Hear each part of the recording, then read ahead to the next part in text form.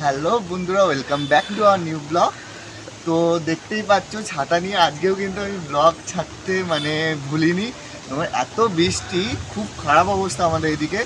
তো তো শুধু দেখো, এখানে গাছগুলো যা ছিল সব উল্টে গেছে। তো আমার যে ছোট্ট বাগানটা আমি সাজিয়েছিলাম সেটা কিন্তু একটু পরিস্থিতি খারাপ, গাছগুলো সব পড়ে গেছে গো। কিন্তু একটা জিনিস আমার ভালো হয়েছে, বৃষ্টিতে কিন্তু আমার এই গাছটা আরো বেঁচে গেছে, দেখেছো? সব জল জমে গেছে, ফুলগুলো সব পড়ে গেছে গো। আমি একটা ফুল পর্যন্ত ছিঁড়িনি এতদিনে, তোমার পুজো দেওয়ার জন্য, কারণ গাছেই ফুল সুন্দর লাগে। কিন্তু এত পরিমাণে হাওয়া দিয়েছে কালকে রাত থেকে, তো আমার সব ফুলগুলো নষ্ট হয়ে গেছে।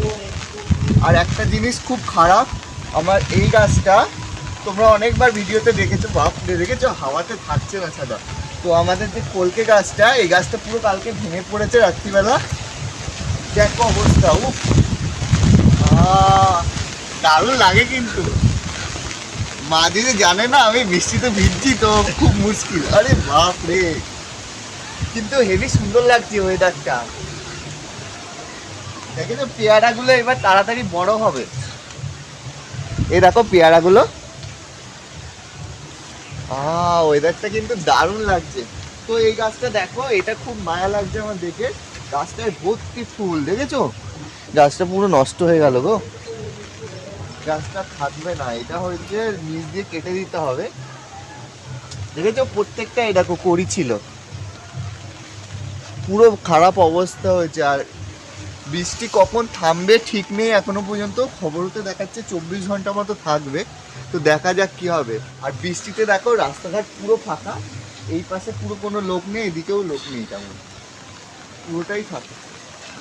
আমাদের বেল গাছটা দেখো কি সুন্দর সবুজ লাগছে না আজকে বৃষ্টিতে, যেন প্রত্যেকটা গাছের জানি কালার আরো বেশি উজ্জ্বল হয়ে গেছে। আর এইদিকে দেখো পেয়ারা গাছটা সব ঢেলে পড়েছে, এই দেখো। কিন্তু এটা মনে হয় এখানটা দিয়ে মোচড় খেয়েছে, ওই জন্য ভেঙে গেছে। আর বাপি যে বাগানটা তৈরি করেছিল না, আখের বাগান, ওইটাও কিন্তু তোমার অনেকের ক্ষতি হয়েছে আমাদের, সেগুলো সব পড়ে গেছে।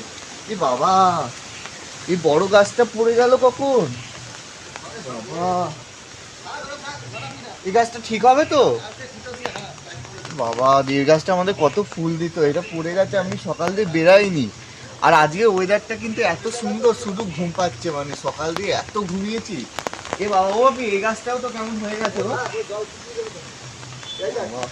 ঝড়েতে কিন্তু প্রচুর ক্ষতি করে, মানুষের যে তো ক্ষতি হয়, তার থেকে গাছপালাদেরও অনেক ক্ষতি হয়। আর আমি খবরে দেখছিলাম আমাদের এখানে যা ক্ষতি হচ্ছে তার মনে হয় 3-4 গুণ বেশি বাংলাদেশে ক্ষতি হয়েছে। আর অনেকেই রয়েছে আমার বাংলাদেশ থেকে, আমার ফ্যামিলি মেম্বার। তো আমার শুনে খুব খারাপ লাগলো। তো তোমরা সাবধানে থাকবে, ভালোভাবে থাকবে, কি আর করা যাবে, এটা প্রকৃতির ইয়ে। তো ঝড় বৃষ্টি এগুলো আসলে সব কিছুই মেনে নিতে হবে আমাদের, কিন্তু যতটা সাবধানে থাকা যায় ততটা থাকবে, কিছু না। আর হাওয়া দিচ্ছে দেখেছো, সেম কালকে রাত থেকে শুরু হয়েছে, একভাবে এরকম হয়েই যাচ্ছে। আর বৃষ্টির জন্য সকালে সেই কারেন্ট গেছে, মনে হয় ঘুম দিয়ে উঠে দেখেছি। রাত্রিরে কিন্তু যায়নি, এত বৃষ্টি হয়েছে। ঠিক গেছে হলো গিয়ে 6টা না 6:30টার দিকে।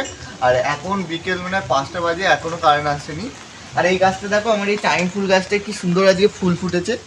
আজকে তো আমি কিছুই ভিডিও করতে পারিনি, তেমন হলো বৃষ্টির জন্য।